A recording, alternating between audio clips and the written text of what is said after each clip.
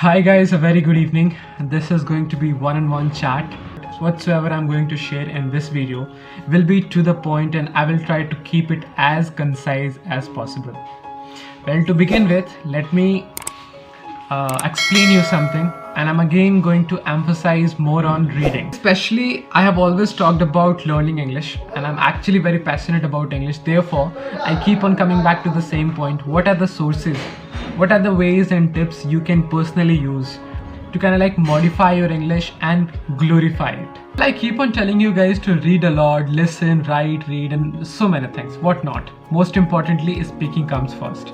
But apart from that, there is one more important thing that I believe comes above everything that I have stated till now, and that is the passion. That is the keen desire to do something. Well, to emphasize more on that, I would like to take an example of mine itself. Let's say I have been busy since morning. I went to my college at about 8 a.m. in the morning. I was supposed to leave my home at 7:50 and I did so, and I returned home exactly at 5:30 in the evening, which is probably about 8 to 9 hours which I spent at the college or perhaps outside of my house, and I could not get even a single moment to be in touch with English or kind of like come and talk to people, or perhaps I did not even have time to make any videos and all. And I think it's like 9:30 in the night, and I'm still here in front of my camera talking and trying to make a video just to keep up with the consistency. And I'm afraid that if I did not practice today, I might lose my command over English, or perhaps my English will become degraded. So I just don't want to do it. So sometimes I feel like more than doing any of the activities that I've done till now and I have explained you guys to do it, more importantly, I think you need that curiosity. You need that keen desire to do it. You know the level of commitment it is required to stay consistent with the process before you reap the fruit, before you get to the outcome.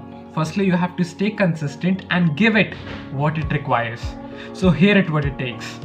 No matter how long and hard the day has been, no matter how hectically you have been busy, no matter how busy your schedule has been, you must have to make time. Sometimes you don't get time to do things. You make time to do things. And we can certainly make time for things that matter to us. Otherwise, I think we have a number of excuses. We have so many reasons to give for not doing certain things. Right? Now it is in your hand. I think it can be challenging at times to manage and maintain the consistency. It's not impossible at all. Right? If you are curiously passionate about it, you will make time for it somehow.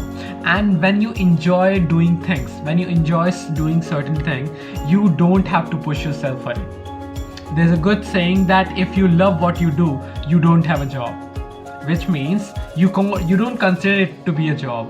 You consider it a part of your life, perhaps something that you enjoy and love doing. Right? Now, coming back to another perspective, what I do is I read books. Maybe when I'm at my work, when I'm at library, college, maybe in my class, maybe in my room, or perhaps I have 5 to 10 minutes which I can spend with my own self. So instead of hopping on the phone, instead of scrolling through the Instagram, what you could do is you can make the time to read books. Just carry one book with you always. This is a great habit. This is a great habit that can transform your English, and that's perhaps one of the best way to keep your consistency with your English. Now, coming back to another thing, I have now recently started to read a book that is called The Monk Mind, which is written by Jay Shetty, and I would make another video about it in which I will be explaining what I derived from the book and what are the lessons I'm going through.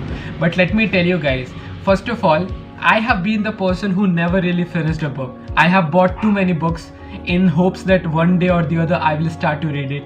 I will reach to the last page of the book, but that day has not come yet, and I'm sure it will for sure. But as of now, what you should do, I will explain you the same thing what I did to initiate with the journey of reading books.